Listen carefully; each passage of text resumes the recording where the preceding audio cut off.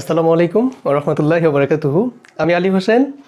আজকের টপিক হচ্ছে বিভিন্ন অরবিটালের শক্তি নির্ণয়। হ্যাঁ, ইলেকট্রন বিন্যাসের ক্ষেত্রে আমরা যে বিভিন্ন অরবিটালে ইলেকট্রনগুলোকে বিন্যাস করব, তো এই ইলেকট্রনগুলো অরবিটালের শক্তি অনুসারে কিন্তু প্রবেশ করবে। হ্যাঁ, তো প্রথমত দেখেন, যদি আমি অরবিটালের শক্তি নির্ণয় না করতে পারি, তাহলে আমরা কিন্তু ইলেকট্রনগুলোকে ওই অরবিটালে প্রবেশ করাতে পারবো না।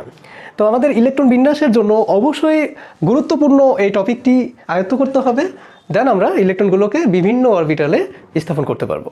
তো আমরা দেখি যে বিভিন্ন অরবিটালের শক্তি নির্ণয়টা কিভাবে আমরা করতে পারি। তো আমরা ইতিমধ্যেই জেনে ফেলেছি আগের 2-3টে ক্লাসে যে দেখেন এন মানে কি।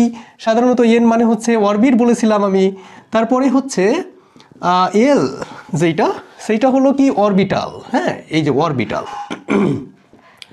এবং এই অরবিটালগুলোর মান যখন 0 হয়, 1 হয়, 2 হয়, 3 হয়, এর আগের ক্লাসে আমি ডিটেলস ব্যাখ্যা করেছি আর কি। 0-র ক্ষেত্রে এই অরবিটালটার নাম হবে এস, 1-এর ক্ষেত্রে পি, 2 এর ক্ষেত্রে ডি, 3-এর ক্ষেত্রে এফ।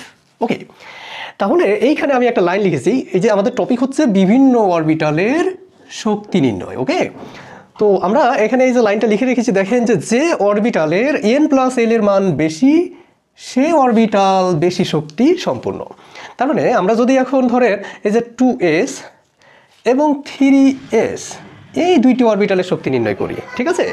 তার মানে দেখেন, আমি যদি এখানে বলি, আমি একটু আগের ক্লাসে বলেছি যে এই যে এস অরবিটালের সামনে যে 2 দেখতে পাচ্ছেন, এই 2টা মূলত হচ্ছে অরবিট বা কক্ষপথ। এই যে অরবিট বা প্রধান কক্ষপথ। তার মানে এন এর মান হচ্ছে কত এখানে এন এর মান হচ্ছে 2। আবার দেখেন এখানে যেহেতু এস আছে, এই যে এস এর ক্ষেত্রে এল এর মানটা কত? 0। এস এর ক্ষেত্রে এল এর মানটা হচ্ছে 0। এস এর ক্ষেত্রে কিসের মান? এল এর মান হচ্ছে 0। তার মানে এই যে 2s, এই অরবিটালের ক্ষেত্রে আপনি n প্লাস এল এর মানটা বের করেন। এন এর মান কত হবে? 2। আবার এল এর মান কত? এস এর জন্য এল এর মান হচ্ছে 0, এই জন্য আপনি 0 দিবেন। তার মানে এখানে মান হচ্ছে 2।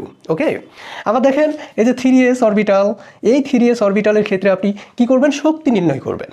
তাহলে এখানে এন এর মান কত? এখানে এন মানে দেখেন এস অরবিটালের সামনে যে মানটা থাকে সেটা হলো এন বা অরবিট। আবার এখানে এস মানে এল এর মান কত? 0।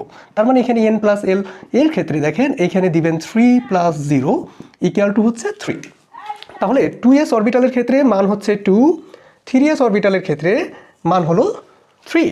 আবার দেখেন আপনি যদি এরকম করেন, এই যে 3d লিখেন, 3d, তো 3d এর ক্ষেত্রে শক্তি কত হবে দেখেন তো। এখানে n প্লাস এল এর মানটা কত আসছে? তাহলে n এর মান আসছে কত? 3। আর এল এর মান দেখেন, এই যে d এর ক্ষেত্রে এল এর মান কত? 2। এই যে 2, তার মানে আপনি 2 দিবেন। কত হবে তাহলে? 3 প্লাস 2 ইকুয়াল টু 5। ওকে, তারপরে আপনি আরেকটা দেখেন, যদি আপনি মনে করেন এই যে 4p নেবেন, কি নেবেন? 4p। তো এখানে n প্লাস এল এর মান দেখেন, এখানে n এর মান কত? 4 প্লাস এল এর মান কত? এই দেখেন পি অরবিটালের ক্ষেত্রে এল এর মান হচ্ছে কত? 1। তার মানে আপনি এখানে দিবেন কত? 1। তাহলে 4 প্লাস 1 ইকুয়াল টু কত? 5। এইভাবে আমরা কিন্তু অরবিটালের শক্তি নির্ণয় করতে পারবো। সবচেয়ে মজার ব্যাপার হলো এই যে অরবিটালের যার n প্লাস এল এর মান বেশি, সেই অরবিটালটা হচ্ছে বেশি শক্তি সম্পন্ন। আমি আবার বলছি, যে অরবিটালের n প্লাস এল এর মান বেশি, সেই অরবিটাল বেশি শক্তি সম্পন্ন। তার মানে আপনি যদি 3টা অরবিটাল, এখানে আমরা 4টা অরবিটাল কল্পনা করেছি, 2s, 3s, 3d, 4p।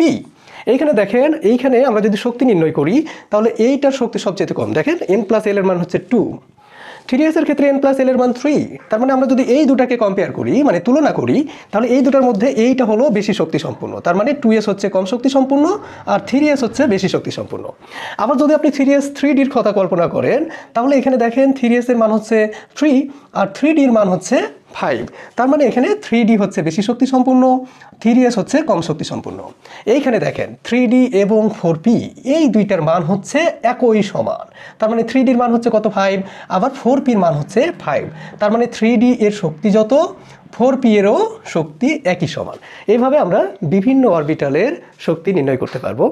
এবং পরবর্তী টপিকে আমরা অরবিটালের শক্তি নির্ণয়ের মাধ্যমে আমরা ব্যতিক্রমধর্মী বা আমাদের যে ইলেকট্রন বিন্যাসগুলো আছে সেইগুলো জানবো।